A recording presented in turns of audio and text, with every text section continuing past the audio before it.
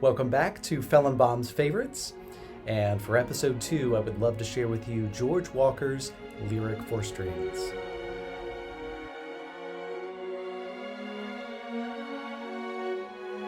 It's a beautiful work, and over the last many years has become one of my favorites to conduct, as well as just to listen to. So, a little bit about George Walker.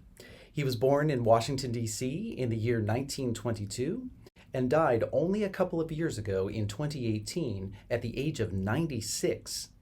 He graduated from Oberlin College at the age of 18, with the highest honors from that institution, by the way, and was then admitted to the Curtis Institute of Music, where he studied piano with Rudolf Serkin and composition with Rosario Scalero, who also taught Samuel Barber, composer of another famous work for string orchestra, Adagio for Strings.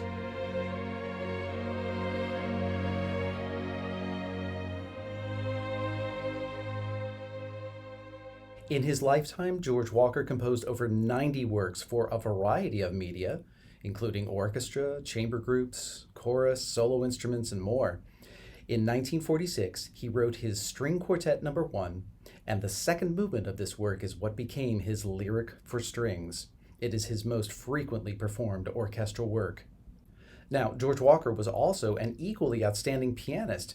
In 1945, at the age of 21, he was the winner of the Philadelphia Youth Auditions and was invited to perform the exceptionally difficult Third Piano Concerto of Rachmaninoff with the Philadelphia Orchestra, with Eugene Ormandy conducting, and this was just 2 weeks after his New York debut in November of that year. He performed with a number of orchestras as soloist early on in his career. And finally, in 1996, George Walker became the first black composer to receive the Pulitzer Prize in Music for his work Lilacs for Voice and Orchestra. Now, I mentioned Barber's Adagio for Strings, which also was a second movement of his string quartet, Opus 11. While Adagio for Strings and Lyric for Strings are two totally separate works, they both have a profound expression to them. And maybe this has a little bit to do with the shared common study with Professor Scalero at Curtis. The work was dedicated to George Walker's grandmother, Malvina King. So the music is not only wonderfully constructed, but it has that personal significance as well. So there's deeper meaning here. Walker's music unfolds in conversations between the string sections. They flow from one to another with their own sense of line and direction. It weaves together a tapestry of constant conversation. At this point, I would usually like to share with you a recording of mine for your enjoyment, but for this work, I would like to direct you to a filmed concert that is already posted on YouTube.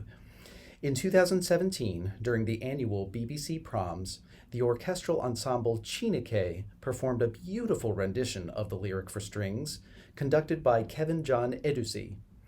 At the end of this Fellenbaum's Favorites video, simply click or tap on the link I've provided on the final screen, and it will take you to that performance.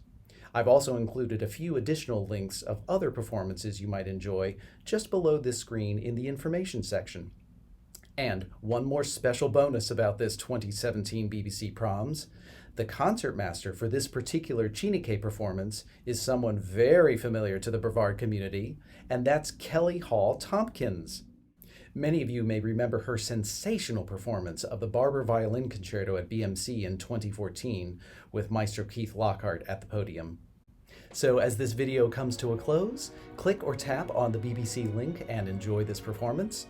And I'll be back again soon with another episode of Fellenbaum's Favorites.